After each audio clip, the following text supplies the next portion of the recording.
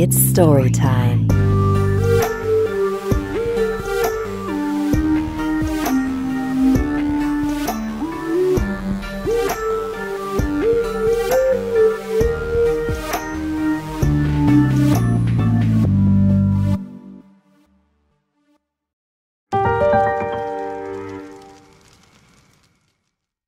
Megan walked into her homeroom class one morning. Her black nails, Ouija planchette necklace, and horror pin-covered backpack set her apart from her other classmates in uniform. Her friend Rachel had her back turned to her. Megan grinned, slowly crept up behind her, and let out a deep, fake growl in her ears. Grr. She jumped. Megan started laughing, but Rachel was not in the mood. God, what's with you today? They found something on Tessa's computer this morning. It's been all over the news. Tessa Rodriguez, a junior at St. Regent High, has been missing for the last 7 days. But this morning, authorities have made a discovery that might offer clues to her disappearance. This was the last website Tessa visited before she went missing. It lists a set of rules to follow. According to the website, if done correctly, you will be transported to either heaven or hell, depending on where you will end up. Oh my God. Do you think that ritual actually works? Rachel shot her a disgusted look. A student is missing, Megan. You clearly don't need to do the ritual. You're obviously going to hell. Hey.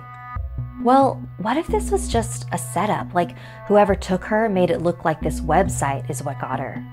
Who knows? I just feel really bad for her parents. Her brother dies, and now she's missing. Oh, right. Did they ever find out how it happened? Total freak accident. He had a heart condition or something that just randomly acted up. The bell rang, and it was time to head to class. Megan couldn't stop thinking about that website and about that ritual. After school, Megan came home and locked herself in her room. She pulled out her laptop and searched where heaven and hell intersect. News article after news article popped up, speculating the disappearance of Tessa. Megan scrolled page after page until finally she found the original website. The black background with neon green text made it look incredibly outdated and insincere. She began to read the rules. Number 1. Go to an intersection in the street. It has to be 3 a.m. and you have to be completely alone. If any cars drive by, it will not work. Number 2. Close your eyes and cover your face with your hands. Number 3. Walk across the intersection chanting this phrase. 10, 9, 8, 7. Guide me on my way to heaven. 6, 5, 4, 3, unless the other realms for me. 2, 1, it has begun. Number 4, do not open your eyes until you've crossed to the other side of the street. If you have performed the ritual successfully, you will now find yourself in either heaven or hell, depending on where you will go in the future. Do not be fooled. It will look very similar to Earth. Number 5, you must leave the realm before 5 minutes or risk being stuck.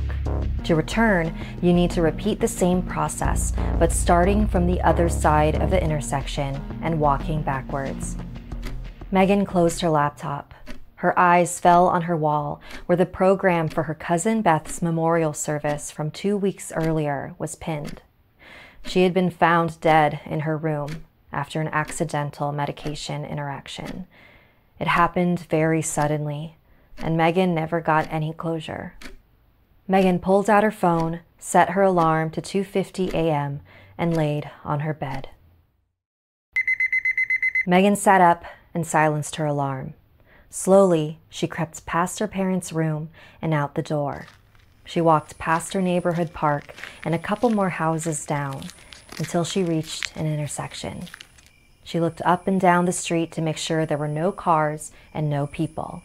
She set a timer on her phone for 4 minutes. When she felt it was safe, she covered her eyes and began to walk and chant. 10, 9, 8, 7, guide me on my way to heaven. 6, 5, 4, 3, unless the other realms for me. 2-1, it has begun. She was still in her neighborhood.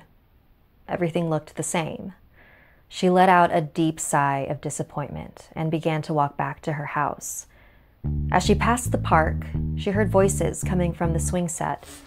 A pair of twins she hadn't noticed before were laughing loudly now. She continued to walk. "Hi, neighbor!" A man walking his dog across the street called out to her. Megan waved politely and began to quicken her pace.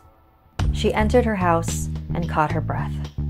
She walked to her kitchen to grab a glass of water. She flipped on the light and stopped. Someone was sitting at the dining table, crying. Megan turned to see who it was. At the table was Beth, the cousin she buried weeks ago. Megan couldn't believe it. The ritual had worked. "Beth, I can't believe you're here. I have so many things I need to ask." "How did you end up here?" I found out about this ritual and I wanted to try it to see if I could see you. And Brady, he died from a heart condition. See, it wasn't our fault. We didn't do anything." "Why are you telling me this? I thought you would want to know. You were so worried that something was going to happen to us, or people would think that...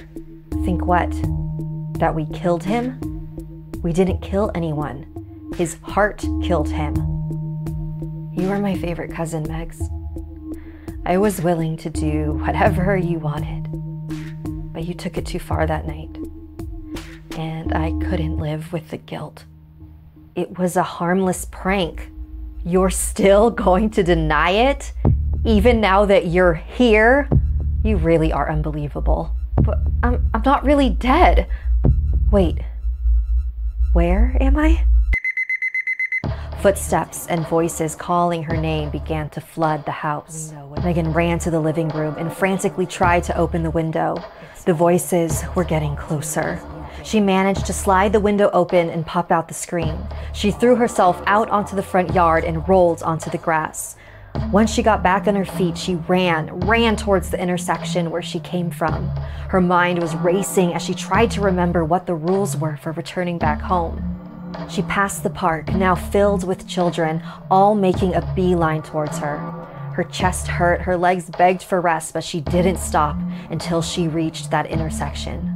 She started on the opposite side as before and walked backwards across the street. But when she reached the other end, she felt dozens of hands grab her all over her body and pull her to the ground. Another student from St. Regent High has been reported missing. The disappearance of junior Megan Redwood makes this the second mysterious disappearance from this school. Authorities are looking into the situation, and if anyone has any information on Megan's whereabouts, please notify the police.